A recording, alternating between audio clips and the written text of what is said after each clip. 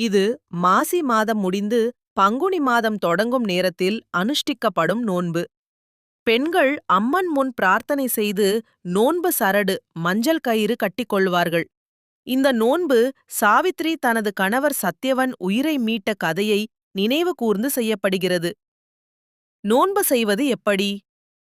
1. காலை சுத்தமால குளித்து பூஜையிடம் தயாரிக்க வேண்டும். 2. அம்மன் படம் அல்லது சிலை முன் விளக்கு ஏற்ற வேண்டும். 3. காரடை அடை செய்து நெய்யுடன் நிவேதனம் வைக்க வேண்டும். 4.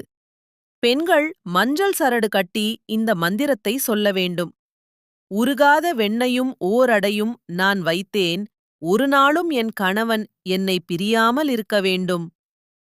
காரடை அடை நிவேதனம். இந்த நோன்பில் 2 வகை அடை செய்வார்கள். வெல்ல காரடை, உப்பு காரடை.